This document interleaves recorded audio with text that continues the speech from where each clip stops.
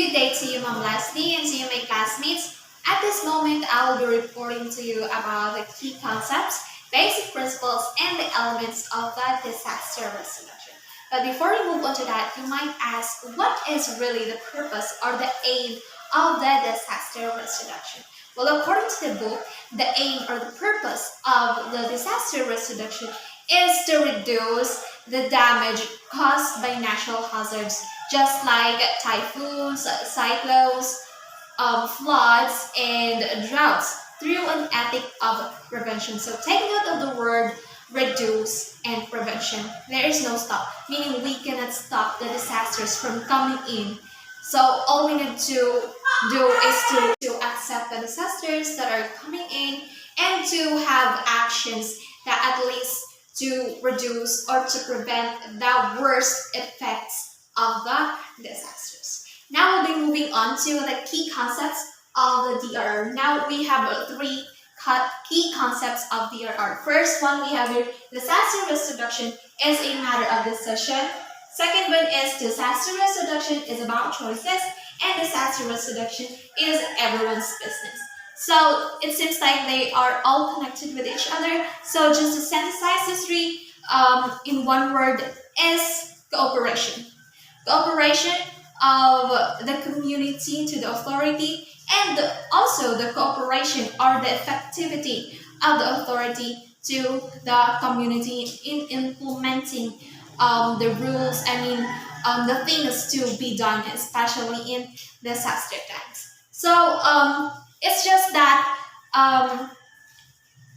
the responsibility of safekeeping of the security of us humans during the disaster times is not just the problem, or it's not just only the responsibility of the authority, but we humans also have that concern also for our safekeeping. Kumbaga, hindi lang dapat natin inaatang yung responsibility ng ating safekeeping during disaster times sa mga otoridad, kundi tayo din naman, mga individual, ay mayroong responsibility in keeping ourselves, our family safe.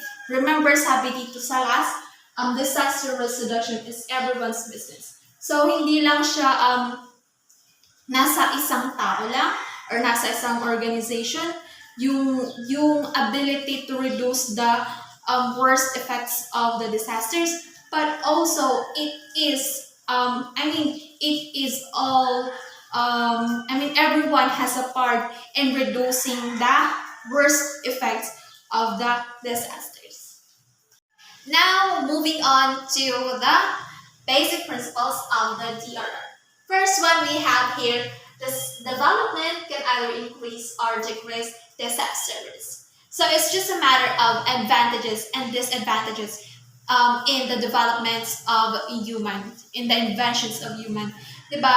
Merong mga na-invent yung tao na nakakapagdulot ng mas worse na effects during disaster times. At meron din namang mga inventions ng tao na nakakatulong to decrease the disaster risk. Just like sa dams, minsan kung may malakas na ulan, then kung hindi kinakaya ng dams yung water in it, then binubuksan yun,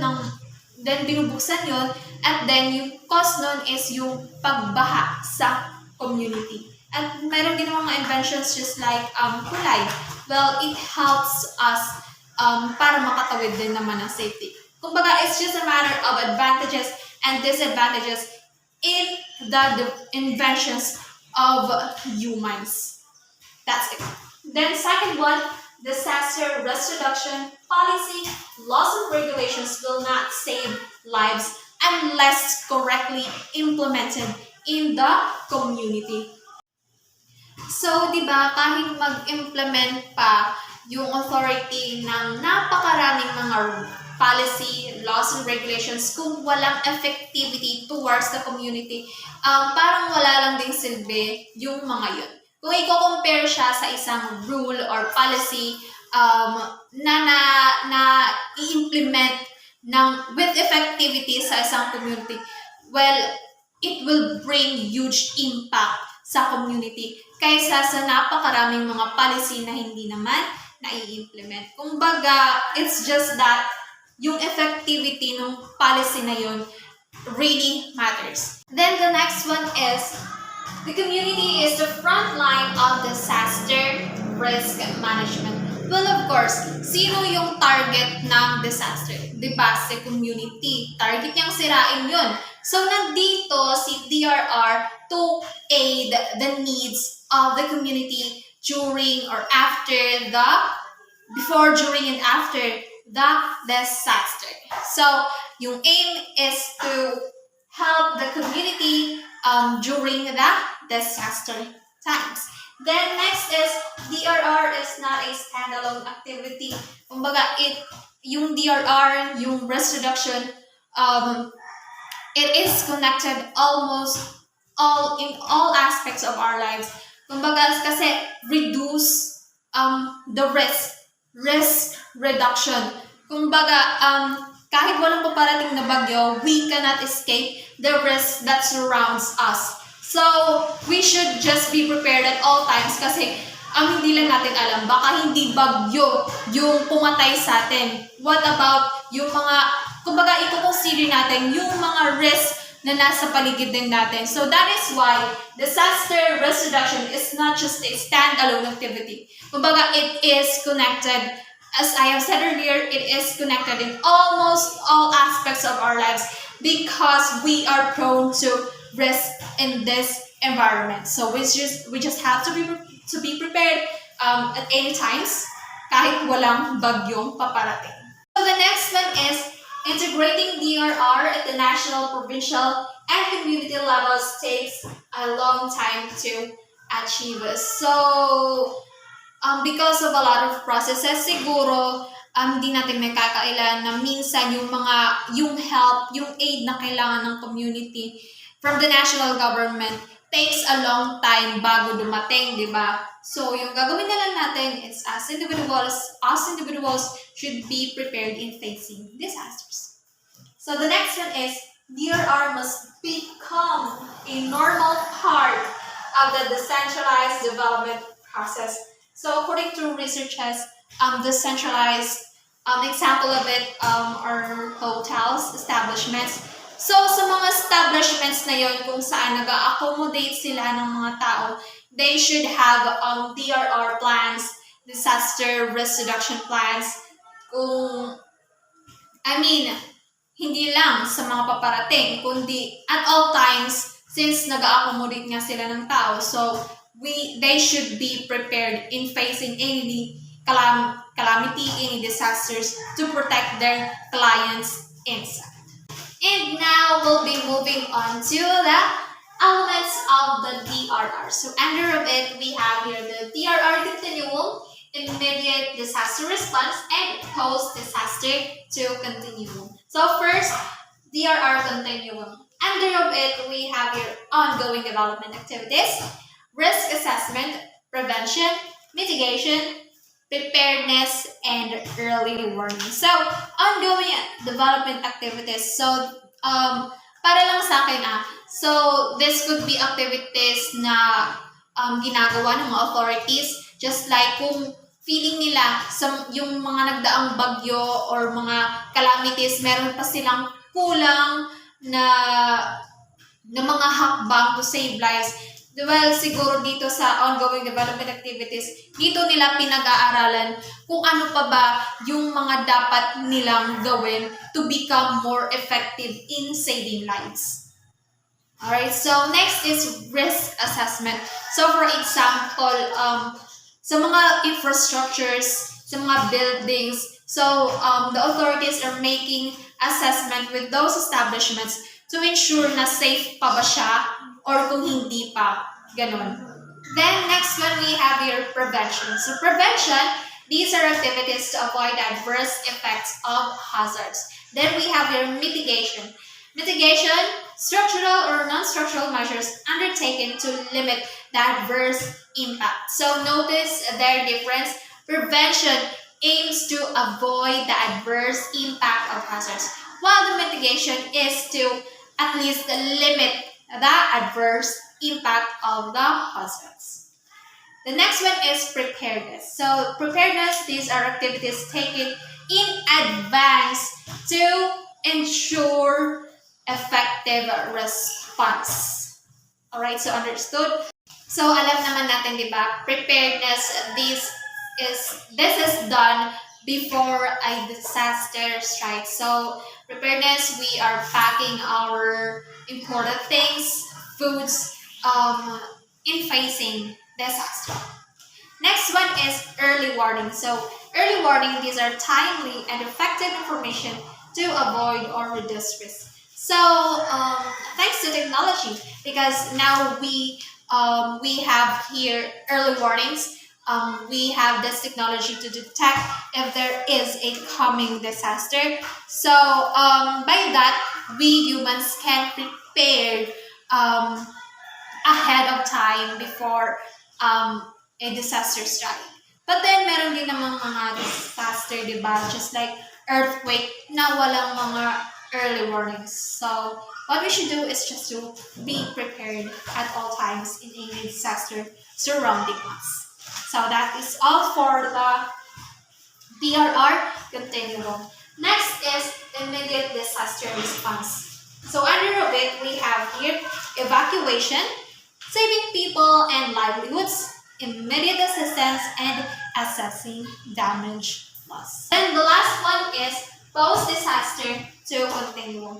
Under of it, we have here ongoing assistance. Ongoing assistance, these are continued assistance until recovery. The next one is recovery. Recovery is restoring infrastructure and services. The third one, reconstruction. These are resettlement or relocation. So, dito sa reconstruction, di ba, merong mga ginagawang pabahay.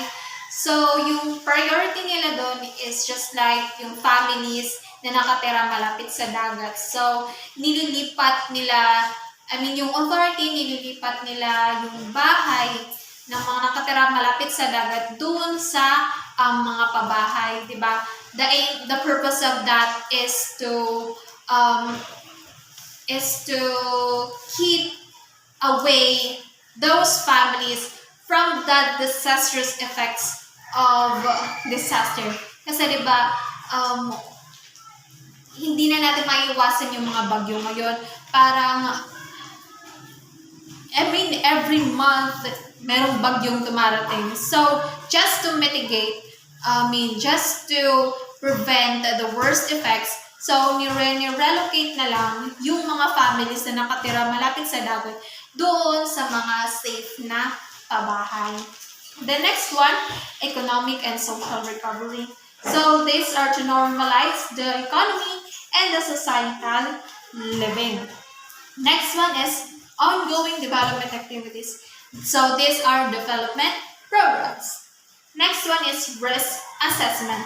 Risk assessment, so these are to identify new risks that community may gain. So, kung mapapansin nyo, sa tatlong to, DRR continuum is just like these are activities done before a disaster strikes. Then, immediate disaster response, these are just like things na ginagawa during the disaster.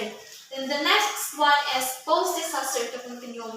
These are activities na ginagawa parang after the disaster strikes. So it's just like before, during, and after. So now, pertaining to the question, what is the importance of the DRR? So kaganina, nalaman natin yung aim ng DRR. So now, what is really the importance of DRR? So, gaano nga ba kahalaga yung DRR sa buhay natin mga tao? So, di ba, sa panahon ngayon, nararamdaman natin na yung mga bagyo is, hindi siya normal.